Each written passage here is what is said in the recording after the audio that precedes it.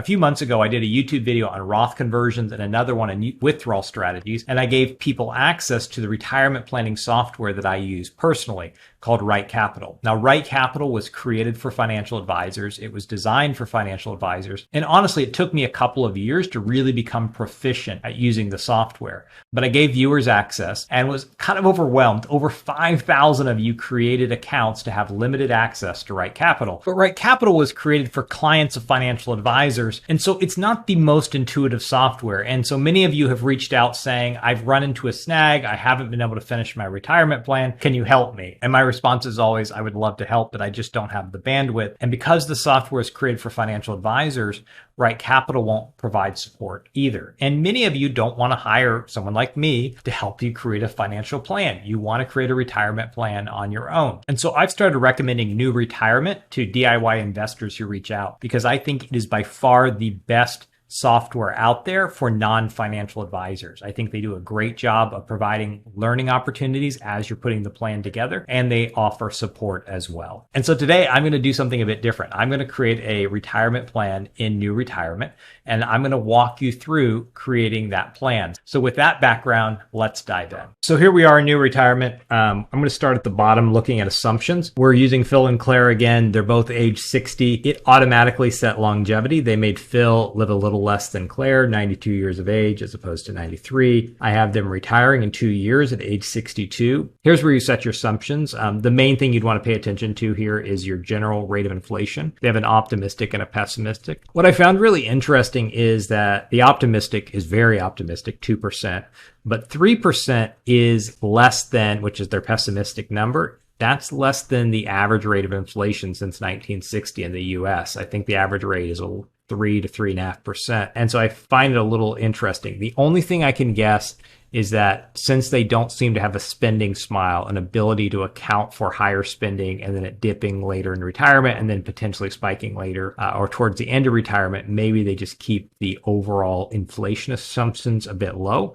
But that was the one thing that kind of surprised me. You can also come here and look at inflation return assumptions, which you want to choose, optimistic, average, pessimistic, the basic budgeter, and then the withdrawal strategy. And then you can choose to use the current tax rate or change to 2017. So there's a lot of ability to kind of customize the assumptions. Now, one of my concerns with any of these online retirement calculators or planning softwares is that the variables that you input are going to determine the output. Now, I know that's not earth-shattering to any of you, but it does concern me because the numbers that we put in, right, the assumptions that we enter for inflation or the assumptions we enter for our market returns are going to greatly impact the output that we get in this plan and whether this plan is a success or a failure. And so that's one of the challenges of trying to dial in your own retirement plan is you're trying to guesstimate what do you think the general rate of inflation is going to be over the next 30 years. So once we've got that, now we can see the basic info. They're both age 60. I just set them for the same age to be helpful. But one of the things that's nice is that they have a calculator you can use to kind of help calculate your life expectancy. That's one of the things that concerns a lot of people is like, it has me living to age 95. I'm not going to live to 95. That will help you kind of plan through that. There's also an estate planning module, so you can set a number that you want to leave as a legacy for family members. And then also just some things, some estate planning documents you should have in place. Next, you can come up to the money flow. So you look here, do you have any reoccurring contributions? No. Excess income, save 100% to cash. So you can choose where you want any excess income to go. Let's save it all. Transfers. Do you want to model any transfers between your accounts? Sure, let's go ahead. Actually, no, we'll save that to later. We're going to come back and do Roth conversions later. Expenses, I like this a lot. So you can set your overall expenses. You can either use a detailed budgeter and it'll walk you through setting up a detailed budget or just basic. For this plan, I just chose the basic budgeter. I chose $8,000 a month. And then you can enter in one-time expenses. So if you're going to buy a boat or an RV or anything like that, you can enter that in here. Just to keep it simple, I'm not going to. And then Phil and Claire are retiring before age 65, so before Medicare starts. So they're going to have to account for some medical expenses before they retire. And so you can set that number here. So I have it $1,000 a month. And then you're able to calculate your Medicare expenses. So, or your medical expenses before 65. Now you can calculate your Medicare expenses and they'll take care of it. What I really like is they help you see the total cost of healthcare expenses for a married couple, about $500,000 in retirement from age 65 on. Cost for Phil is going to be about $220,000. For Claire, about $257,000. Partially just her, they expect her to live a couple years longer. And then you can come in and look at long-term care costs, and you can choose like plan to purchase long-term care insurance. I'm going to leave that alone right now. Next, we can come up to income. So we have Social Security set at $3,200 for Phil, full retirement age, and then Claire at $2,000 at full retirement age. We can set the cost of living adjustment here. And then if you have any other pensions or annuities or windfalls or passive income, you enter all that in here. Next, we have non-mortgage debt. Here you can enter your primary residence. So Phil and Claire have a house in California that's cost them $1 million or that's worth $1 million. They don't owe anything on it, so we're just going to leave that here. And now you get to enter your investment accounts. So this is their retirement savings. They have $1.2 million in retirement savings. This is probably my biggest issue with RightCapital is that when you go into your investment account, so you've got, your traditional IRA, you put the balance in, and they're going to ask you your optimistic rate of return and your pessimistic rate of return. So they just want you to pull out of thin air what your expected rate of return is in the future. And some of you are going to overestimate it and some of you are going to underestimate it. What I like about RightCapital is that they're using past market data to create those assumptions. And they're doing it automatically for you depending on the portfolio that you assign. And so you can assign just kind of a standard market weighted portfolio. I can customize portfolios. We can put equities in there, and then it will, based upon what you enter, it will create market assumptions for you. Just asking someone to kind of create out of thin air what they think the rate of return is going to be on their portfolio, I personally think is a bit risky, but you could just leave it set at the numbers they have, the 7%, and then exclude this account from your withdrawal strategy. No. And then I gave Phil and Claire $300,000. This is just in their bank account. They have it, or in their cash account, and they have it at 5% rate of return because they have it in short-term government treasuries right now. So those are the only assets. So they have about $5,200 in Social Security at their full retirement age coming in. They have about $1.2 million in IRAs, and they have about $300,000 in other savings. You can actually connect up your various accounts. So you can connect up your financial institutions and just pull your data in, but I'm not going to do that now. So now that we've put all the inputs in, now we get to look at how is the plan doing. And you can see that it gives you a 75% chance of success. And the optimistic or projected savings, you're going to, at the end of retirement, you'll have around $3 million. In the pessimistic version, you have a 90% chance of running out of money and about 2054, so not that far away. I think this has the ability to make people more nervous than they need to be. You have to remember Phil and Claire have $5,200 in Social Security at their full retirement age, which is inflation protected. And they have $1.5 million in savings. If they are able to manage that really carefully, they should have no concerns about lasting through retirement. And this is one of the reasons I think a lot of people delay retiring, or that they are nervous to spend money in retirement, because you see projections like this, the pessimistic projection, the poor outcome. There's like an optimistic outcome and then the pessimistic outcome. And you're like, I run out of money in a few years. That's really scary. They give you a 75% probability of success. Interestingly, RightCapital, even taking out 1% a year for a financial advisor, that's just kind of the standard that RightCapital builds into the system because they work with financial advisors. They give you an 89% probability of success, which based on this info, you've got someone with 2.5 million net worth, 1.5 million in cash and stock and bonds, and about $5,200 a month in Social Security income. I think 89% feels more realistic than this 75% probability of success.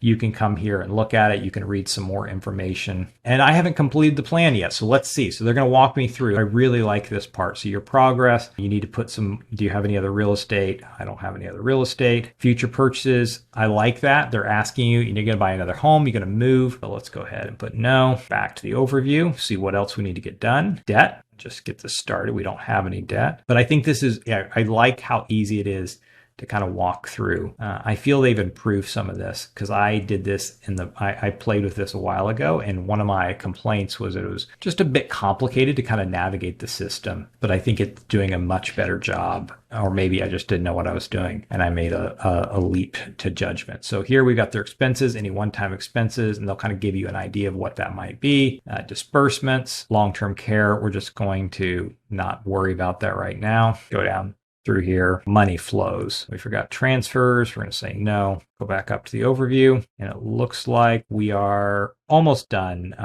Any objectives? Know that I have enough to retire. And then notes. You can take some notes, like what's important to you and what do you want to do in your retirement. When I'm thinking about the retirement flow, the first thing you want to do is to give your money a purpose. And so I like that the software prompts you to come up with some goals. So I want to travel the world. And then the whole time we've been working on this plan, so there's an alert up here. It gives you an income score. It tells you what your income is going to be after August 25th, about $10,000 in income, what your expenses are going to be, and the estimated value of your estate at age 95. And then it tells you some really key numbers, and I like this a lot. It tells you the total amount of tax that you'll have to pay, about $800,000 in your lifetime tax. They live in California, so about $100,000 in taxes in California. I like how it pulls the state taxes out separately. I think they do a better job showing and illustrating estate taxes than RightCapital. And then your total federal tax would be about $684,000 in this scenario. So you can then look at your different taxable brackets, see the net taxable income. You get some tax insights. I really like how they show these tax charts. It shows you what your required minimum distributions are going to be, right? Because they haven't done any Roth conversions, what's going to come in from Social Security, what the standard deduction is projected to be. So it gives you a lot of really helpful information. So we're going to come down here. There's a few other things you can do. You can come to Explore, and you can with a what if. What if I increase my retirement spending? What happens to my savings? What if I live 5 years longer than expected? You can come here and play with the Monte Carlo. You can see different variations on the simulation. I think visually, I like this a lot. And then you can come to the Social Security Explorer. I'm not going to walk through this, but one of the big questions people have is, when should I take Social Security? Should I take it at 62 or 67? And it's going to walk you through, give you some things to think about. But where I'm trying to get to is this Roth conversion. One of the things I really like about this is it starts by asking you what your goal is, because having the highest estate value and the lowest lifetime tax liability are two very separate things. So if you played with RightCapital or watched my video on RightCapital, you can see two numbers. You can see the total tax savings, and often you'll have a total tax savings of, say, $2 million or $1 million or whatever the number might be. But then you can sometimes see that a Roth conversion loses money. So people are like, how do I save this much money in taxes but actually have less money, have the lower estate value? Well, that could be because you had to pay for the conversions from your qualified account, and that reduced the lifetime value of those accounts. And so you have to decide, what am I trying to do? Am I trying to lower my lifetime tax liability, or am I trying to optimize for the highest estate value? So here they ask, basically, is it okay to pay for the conversions from the qualified account? So if you run out of taxable money to pay for these conversions, then I'm going to say yes. And so here we have an optimized plan. They're going to have you do 3 conversions, and the estate value is going to be about $719,000 more, and you're going to save $221,000. So it's very clear. Then you can come over here and say, what if we had pessimistic outcomes? You only save $14,000. And so I think it's just very easy to visually see the impact. And then I like the insights. It's more of an education, things you need to think about. So lifetime income projections, current net worth, you can, your chances of success, more explanations on IRMA, what the IRMA amounts are, what the IRMA thresholds are, projected net worth, milestones, just lots of interesting things that are in there. There's also a coaching section you can come into, give you suggestions, some to-dos. So I'm not going to go into that. I'm going to go back up to this overview. So in this plan, it says you have a 75% chance of success. Here we flip over to RightCapital, we have an 87% chance of success. Now, if you were paying close attention, When I flipped over earlier, it was 89%, or I mentioned it was 89% chance of success. I actually had them living in Florida and forgot to set it for California. When I changed it to California, their probability of success dropped just a little bit. So now we can come over here and see how would the taxes be different. Go to distributions, and what I like in RightCapital is you can dial in both the withdrawal sequence, right? That's one of the things that's going to impact the tax savings. And so you can set which withdrawal sequence you want, and then you can choose your Roth conversion bucket. So we can kind of play around with this here and see. It appears that it makes most sense to convert up to the top of the 24% tax bracket. And then we can look at the details here and see the conversion amounts. Now, what I think is interesting is it appears that RightCapital has you converting a bit more aggressively. So when you go to the Roth conversions here in New Retirement, we do highest estate value. It only has you doing 4 conversions and appears to be having you convert to a lower tax bracket. As you can see, these conversions are a bit more aggressive and they save you significantly more. The other thing with RightCapital is that their investment projections are about 7.5% on annual returns. If we were to dial that up a little bit, let's say we were to go to an 80-20, we would see even more impact on those Roth conversions. Come back over here, almost $1 million in savings. So once again, I won't belabor it, but the things that really impact the tax savings is your withdrawal strategy, and then also which tax bracket you're converting to. And I feel that you have a lot more control over that in RightCapital than you do in New Retirement. But I do think that New Retirement has a lot of great visuals around taxes, the savings with optimization, without optimization, or your the total amount with and without optimizations, seeing your tax rates both with optimization and with the current plan. And so I think there's a lot to like there, but I still like the way that RightCapital handles the tax center better. So I like how you can play and see what happens if I drop it down to the 22% tax bracket, what ends up happening. And also you have this comparison tab, and you can come see the total federal taxes paid with converting up to the top of the 24% tax bracket is 400,000 as opposed to 1.3 million. And so you can see in the RightCapital basically thinks you'll save almost $1 million, a little under, in taxes, whereas New Retirement thinks you're going to save about 200,000. And part of the difference is that RightCapital lets you dial it in a bit more. They also allow you, and you may be able to do this in New Retirement, I'm not an expert, but allow you to set the estimated tax rate for your heirs, your estimated terminal tax rate. This is if your heirs inherit your money in your IRA, what tax rate are they going to pull? Remember, if someone inherits an inherited IRA, they have a 10-year period to take that money out. And so what tax rate are they pulling that out at? So if your kids are making a lot of money and they're in the 32% tax bracket, those conversions can be even more powerful. So anyway, that is the end. Let me come back over here to New Retirement. Thank you for listening to me kind of go through it. I'm going to leave it there. Overall, I still think that New Retirement is the best solution for people who are DIY investors who don't want to hire a financial planner and want to dial this in themselves, but also have a bit of support and education during the process. I think the biggest weaknesses, like I mentioned already, are the tax center. I like RightCapital's tax center a bit better. I think you have a better sandbox where you can kind of play with various assumptions. And then the other piece is around investments. I like being able to use real market data to kind of predict this particular portfolio, how it has performed historically, to see the standard deviation, to see the average annualized return, better than just asking someone to pick, what do you think your optimistic return assumption is, and what do you think the pessimistic return assumption is. And then also, like I said, I think the default inflation number is just a bit low, but overall, I think it's phenomenal software. I'm going to put a link in the description below. New Retirement has a free version that doesn't have all the functionality that I just showed you. Particularly, it doesn't have the Roth conversion calculator. If I'm not mistaken, I think the paid version is $99 to $120 a year, something like that. Very inexpensive, well worth the money. Now, I think most people should hire a financial advisor. Now, I am very biased, but I think it's very complicated to stay on top of your investment allocations and to figure out the Roth conversion and the tax strategy and to figure all those pieces out.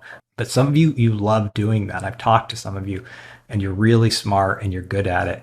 And so you want to spend your retirement, modeling things in Excel and with your charts and your graphs and all these various tools. And if that is you, I think New Retirement should definitely be in your arsenal. But if you're one of those people who said, this is kind of interesting, but I would rather talk to a professional and work with someone to help me manage my retirement, it would be an honor if you would consider working with me. And there's a link below if you're interested in working with me. As I said, I would be honored if you would consider it. And then finally, if you saw me doing some things in Right Capital around Roth conversions, that's really cool. I want to know more about that. I've got an entire video where I go deeper into Roth conversions.